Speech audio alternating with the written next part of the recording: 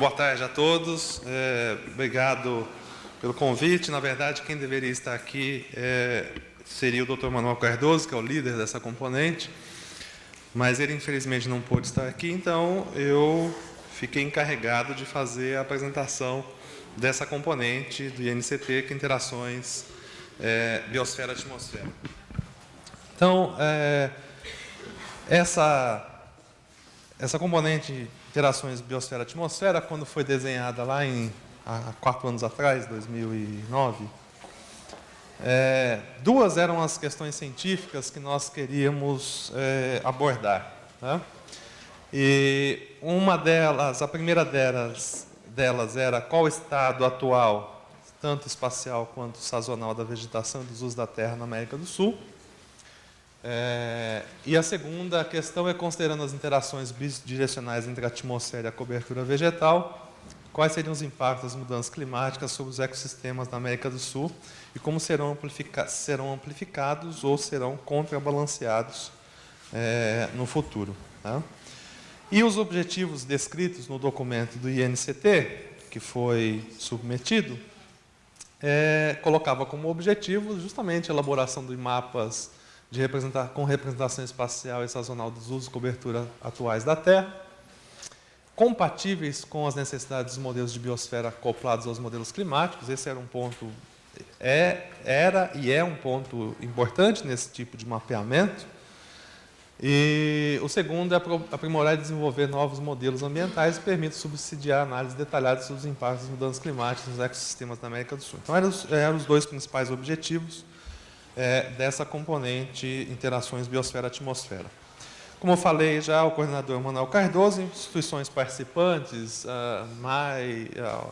as que mais interagiram nesses anos todos foram o INPE, a UFV, a USP, o INPA e o CEMADEM, mais recentemente, mas a interação do CEMADEM é por conta da participação da doutora Reginal Valar, que se transferiu para o CEMADEM. Então, para abordar cada uma das questões, eu vou apresentar agora o que nós fizemos, e aqui é um pouco do que nós fizemos, porque foram muitas coisas feitas, muitas atividades feitas nesses últimos 4 anos, e eu vou mostrar um pouco do que foi feito aqui, né? Então, primeira coisa, para responder a primeira questão, o grupo principalmente do INPE, trabalhou no mapeamento da vegetação com o objetivo de atualizar esse mapeamento da vegetação na América do Sul, mas com ênfase, claro, no Brasil, e que isso seja compatível com os principais modelos hoje que rodam com modelos atmosféricos, né?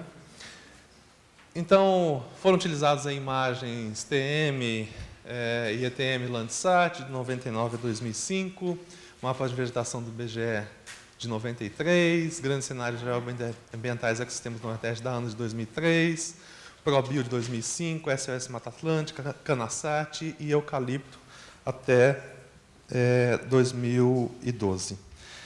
E aí, os métodos utilizados foi classificação semiautomática de imagens, isso já é um método que foi consolidado num projeto chamado ProVeg, que vinha já atuante no INPE desde 2002, né? Depois de digitalização de mapas e reclassificação dos mesmos, integração de dados, né?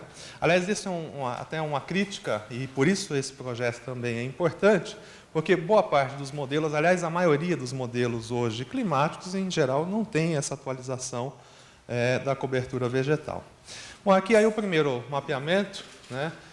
Seguindo aqui tem algumas classes de vegetação que são basicamente as que mais são utilizadas pelos modelos climáticos. Aqui o primeiro mapeamento que foi feito para a Amazônia, né, em 2002, e esse foi atualizado agora para 2010. Depois o Nordeste é 2005, né, e aí aqui os vários usos da Terra.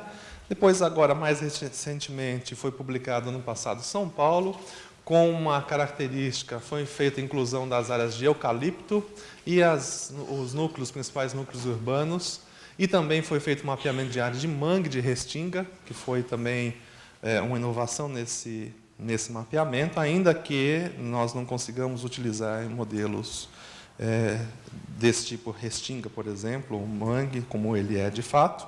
E aqui, finalmente, publicação desse ano, o mapa todo integrado do Brasil. Então, esse é um mapa que hoje está disponível e ele servirá também para atualizar o mapa de vegetação que está lá no ILEND, que foi apresentado aqui na segunda-feira pelo professor Marcos Costa.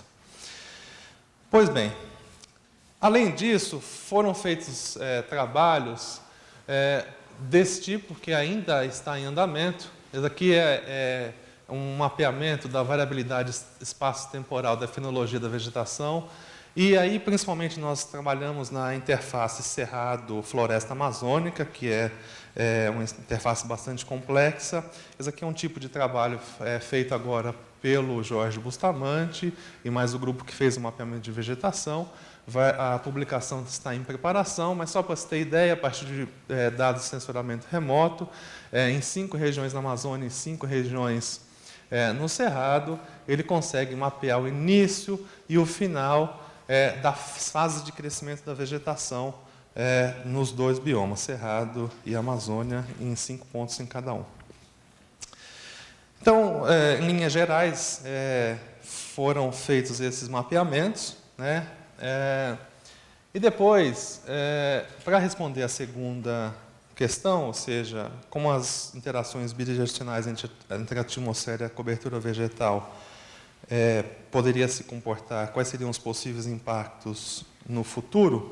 Então, aí a gente começou a analisar aquela história dos estados de vegetação dos principais biomas da América do Sul, né? Principalmente a relação floresta, cerrado e caatinga. E aí nós remetemos a trabalhos que vinham evoluindo nessa linha, que ainda há muita discussão. Nós, por exemplo, hoje em dia estamos participando de um projeto chamado AmazAlert, que visa, entre outras coisas, implementar um sistema de alerta precoce para a floresta amazônica. E um dos tópicos bastante importantes de pesquisa nesse projeto é justamente quais são os tipping points, né? Então, de maneira muito esquemática, você pode ter um tipo de perturbação na floresta tropical, que esse tipo de perturbação, seja ele qual for, seja antrópico ou não, independente do tipo de perturbação, você continua tendo uma floresta tropical, ou você pode passar por um outro estado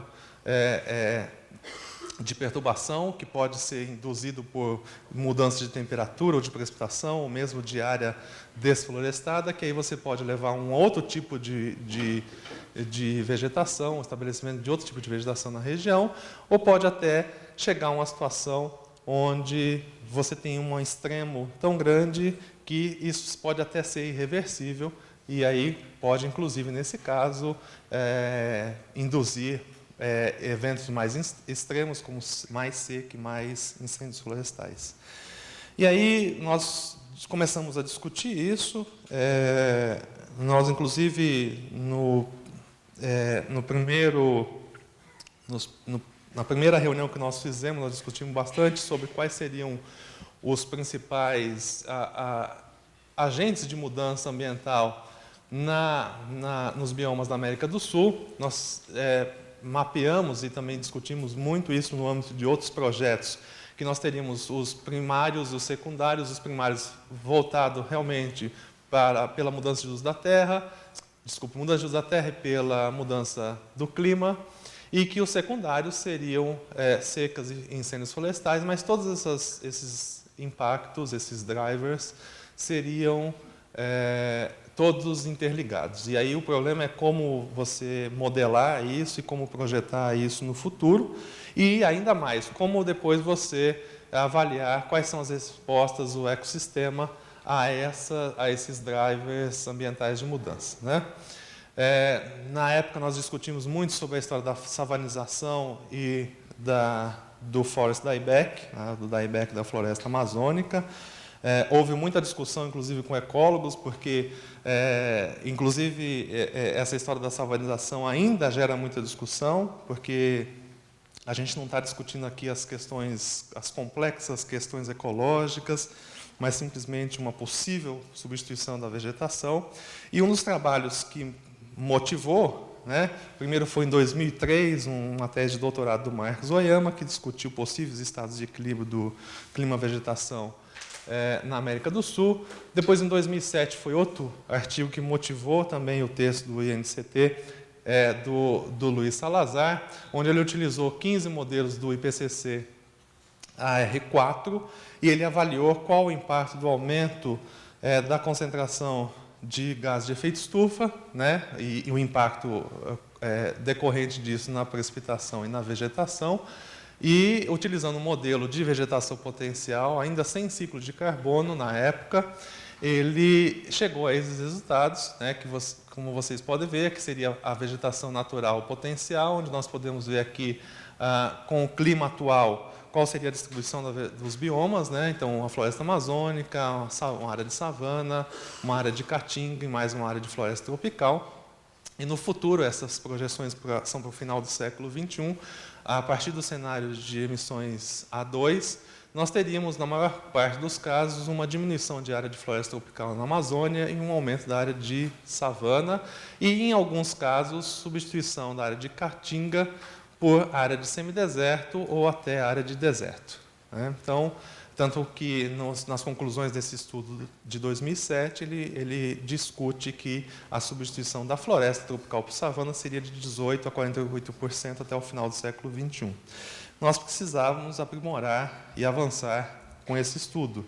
E em 2009, já começando esse projeto, o Davi Lapola, ele terminou esse trabalho, onde, nesse caso, ele usou um modelo de vegetação potencial com ciclos de carbono, e aí ele variou não só a concentração de CO2, mas também ele verificou o efeito positivo associado à fertilização do carbono. Que essa é uma coisa que ainda há muita incerteza e a gente vem trabalhando sobre esse efeito, qual de fato o impacto associado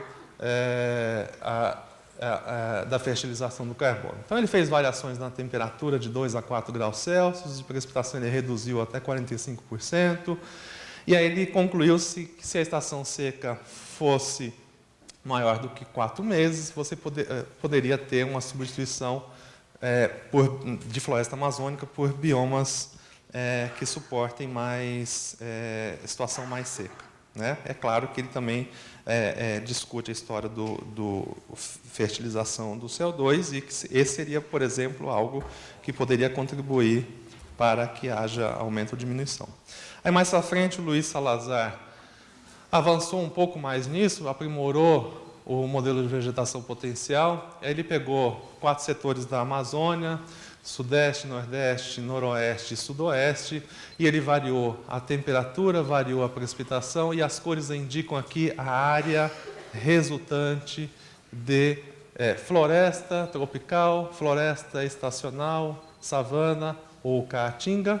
Cada um desses pontinhos aqui é a resposta do modelo, e ele variou também o efeito da fertilização do carbono, de 0%, 25% e 100%. Então, quais foram os principais resultados que ele chegou? Quando a gente olha, por exemplo, para o caso de 25%, nós damos um zoom nessa figura, nós concluímos que a maior parte dos modelos que ele utilizou indicam uma transição para o final com esse tipo de variação, que era mais ou menos o que os modelos do AR4 estavam dando, da ordem, indicando que a vegetação predominante a partir dos resultados desse modelo seriam mais com feições de floresta estacional e, em alguns casos, com feições de savana. Na mesma época, também, outros estudos foram publicados, dizendo que a savanização talvez fosse menos presente do que se imaginava e que mais seria uma tendência para a floresta estacional. E aí, outra coisa que nós também tentamos avaliar, o impacto dos usos da terra. Então, nós já fazemos alguns estudos de longa data sobre impactos de uso da terra, principalmente na Amazônia. Nós já sabemos de resultados de modelagem quais são os principais impactos, como aumento de temperatura, diminuição da evapotranspiração, dependendo da escala do desmatamento na Amazônia, a gente pode ter aumento ou diminuição da precipitação. Em geral, grandes desmatamentos levam à diminuição da precipitação. Desmatamentos de escala menor podem induzir aumento da precipitação, então vai depender da escala do desmatamento. E a história também do comprimento da estação seca ser maior do que nos dias atuais, também vai depender da escala do desmatamento. Um dos estudos que também motivou essa questão do INCT foi esse de 2007, onde nós variamos a área desflorestada na Amazônia, onde nós substituímos a floresta por pastagem, por plantação de soja. Nós avaliamos o impacto na precipitação e concluímos que haveria um decréscimo da precipitação associado com a expansão de pastagem ou de produção de soja, que esse decréscimo seria principalmente no período mais seco, né?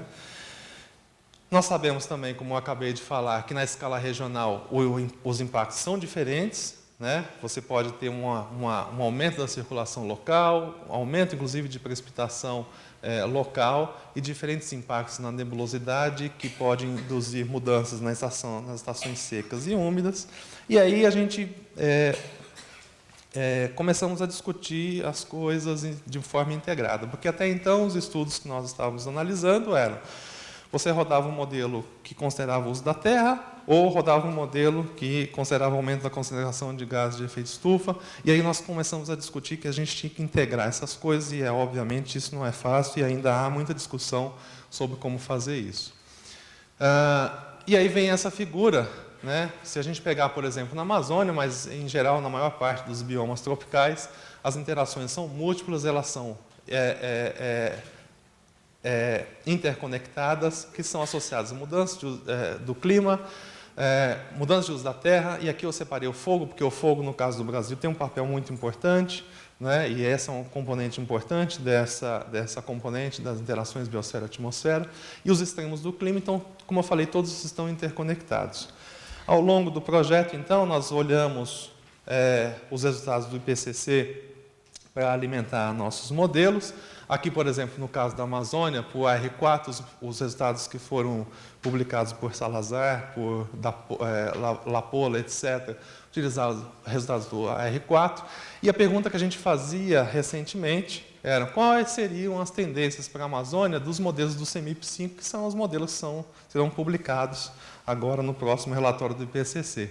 E nossa surpresa é que, no caso do AR4, o cenário B1 e A2 foi o que nós analisamos, aqui a anomalia de precipitação, nesse caso está até 2050, anomalia de temperatura, e aqui para o CEMIP5, anomalia de precipitação, para 3 cenários, o RCP 2.6, 4.5, 8.5, e, de novo, precipitação e temperatura para a mesma área. Então, qual é a nossa surpresa? Se a gente olhar, por exemplo, para a tendência da anomalia de temperatura, é basicamente a mesma, né? E para a tendência da precipitação, também a mesma. Uma coisa que melhorou em relação à precipitação no CEMIP5, em relação ao IPCC AR4, é que no período onde nós temos observação, principalmente de 1961 até 2010, em geral, muitos dos modelos melhoraram o viés seco da precipitação. Em geral, mas não todos melhoraram o viés. E aí a nossa pergunta é: como integrar essas coisas? Todas. Quer dizer, a mudança associada ao aumento da concentração de gases de efeito estufa, mais o uso da terra. E aí surgiu um trabalho que está para ser publicado, ainda com o modelo de vegetação potencial, com o modelo de equilíbrio, que nós contabilizamos o impacto do desmatamento, mais mudança do clima, mais o efeito do fogo. Então, ao longo do desenvolvimento desse trabalho também foi implementado o modelo de fogo, que também foi apresentado aqui pelo Marcos, no âmbito da rede clima, do modelo BESM. E um dos resultados é esse. Então, para explicar, aqui são os 2 cenários do R4, B1 e A2. Essa seria para a região amazônica, quais são os biomas, a vegetação potencial. De novo, aqui a floresta amazônica, floresta estacional, o verde mais claro, área de savana. E aqui é o seguinte: você considerando o cenário B1 para o ano de 2050, com 20% de desflorestamento, mais o efeito do fogo. Cenário A2, 2050, considerando 20% de desmatamento, mais o fogo.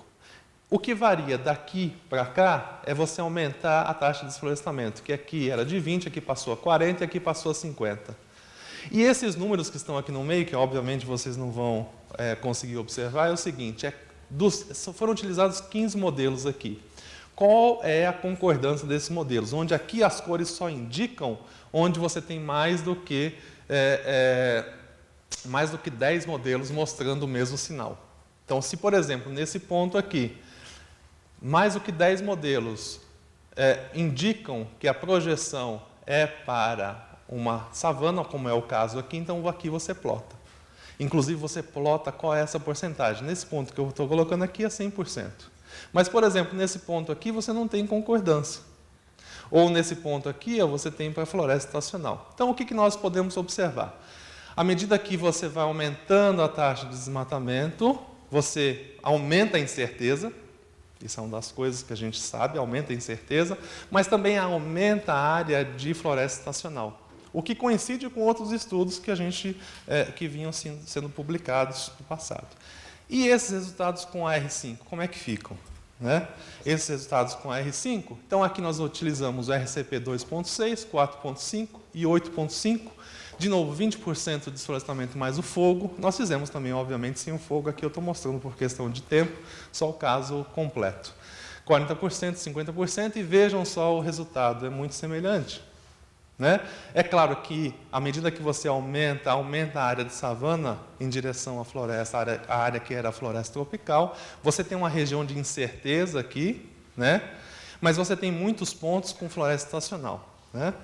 Então, essa discussão continua, e aí nós avançamos mais ainda com o desenvolvimento do inland, como o Marcos Costa já apresentou aqui na segunda-feira, como já falei. O inland é um avanço significativo, porque esse modelo que nós estávamos utilizando, um modelo de vegetação potencial, ainda que ele contabilize também, conte com o ciclo de carbono, você pode variar a fertilização do CO2, etc., mas é um modelo mais completo, é um modelo inland que a gente vem desenvolvendo, que é um modelo de parametrização de processos superficiais, que integra relevantes processos superficiais, sendo capaz de avaliar não somente os impactos biogeofísicos e biogeoquímicos da superfície terrestre, e o uso do solo no clima, mas também efeitos do clima nas atividades humanas dependentes. Modelo com o conceito de sem costuras, né? Ele pode ser utilizado para aplicações offline e online, e estudos climáticos e outras aplicações. A principal função, o Marcos aqui já apresentou também, fornecer fluxo de momento, energia, vapor d'água entre a vegetação e a atmosfera, resolve também outros processos, como, por exemplo, fluxo de CO2, fertilidade do solo, incêndios na vegetação natural, culturas agrícolas, hidrologia superficial, e o que é bastante importante é que ele foi desenvolvido desde o dia 1 como sendo um modelo comunitário, né? Ou seja, um modelo que está sendo desenvolvido pela comunidade brasileira, o que é muito importante, e isso tem demonstrado a evolução que tem tido o inland, né, nos últimos anos. Nós estamos na versão 2 aqui, evoluiu bastante da versão AIBS 2.6 para a versão 2, e ele representa todos esses processos, que aqui eu não vou descrever cada um deles, o Marcos já fez isso, mas é um modelo que está se tornando bastante complexo, e eu não tenho nenhum receio de falar que ele está entre os 3 melhores modelos de superfície hoje do mundo em termos de representação de processos. O que a gente observa aqui? Por exemplo, o caso do fogo. Então, você pode fazer simulações, por exemplo, onde você roda 100 anos sem fogo, aí você liga o fogo, você vê o impacto na queda da vegetação, por exemplo, no caso de floresta, o aumento da área de vegetação com dorsal inferior, e aí depois você desliga o fogo nos anos seguintes. Então, a gente já consegue fazer esse tipo de coisa com um modelo como esse. Tanto é que a gente pode analisar, por exemplo, em simulações, esse é um caso de simulação offline, se você roda o modelo sem fogo, com fogo, qual é o impacto na vegetação, por exemplo, aqui árvores de floresta tropical, floresta descida e gramíneas. Vejam, por exemplo, o aumento da quantidade de gramíneas quando você liga o fogo. E aí, o que nós fizemos? A Ana Paula Guiar hoje mostrou de manhã os novos cenários de uso da terra que estão sendo desenvolvidos, né? Então, nós pegamos esse cenário C aqui, utilizamos o inland, e produzimos o quê? Primeiro, fizemos uma simulação com Inland, onde nós consideramos só 9 modelos do CMIP5, que aqui estão, só que por RCP 4.5, só que desligando o uso da terra e desligando o fogo. E aqui é o resultado do último ano de integração, 2050, onde nós observamos aqui a floresta tropical, uma área de transição aqui de cerrado, etc., para cada um dos modelos. E se a gente ligar o fogo e ligar o uso da terra, a partir de um cenário como esse que foi desenvolvido, o que a gente observa? Novamente, olha só, eu destaquei só esse primeiro, mas todos os outros a resposta é bastante semelhante. O que acontece é que nós começamos a observar justamente um avanço de áreas de savana em direção à floresta. Então, com o modelo mais complexo, você tem um resultado semelhante aos modelos que foram realizados nos últimos anos, que eram modelos mais simples, e alguns pontos também de floresta decídua. Então, esse trabalho estava avançando, há um grande avanço que está sendo feito hoje, e nós ficamos muito contentes hoje, inclusive trouxemos a Mercedes para almoçar conosco, que foi a introdução da heterogeneidade de parâmetros. Nós fizemos isso com o Inland 2 para a Amazônia. O Marcos também já mostrou isso, a gente consegue colocar, mapear para a Amazônia tempo de residência de madeira, alocação de NPP para raízes, o Vmax e o índice de área foliar específico. A nossa intenção, como eu falei, nós ficamos muito contentes hoje, a nossa intenção é expandir isso para todo o Brasil, e isso será um salto bastante significativo em termos de modelagem e representação de ecossistemas na América do Sul. Aqui também, fertilidade do solo. Bom, então, para finalizar, nesses últimos anos, essa tabela, tenho certeza, não está completa. Eu tentei compilar ela com o Manuel nos últimos dias, mas nós ainda... eu tenho certeza que nós esquecemos de alguma coisa aqui. Ao longo desses últimos 4 anos, nós tivemos ainda tem um mestrado em andamento, 3 doutorados, sendo um concluído, ainda tem 2 pós-doutorados, iniciação científica foram 7, 2 programas de pós-graduação mais intensivamente, e assim por diante, artigos que foram publicados. E é isso, meu tempo esgotou. Muito obrigado.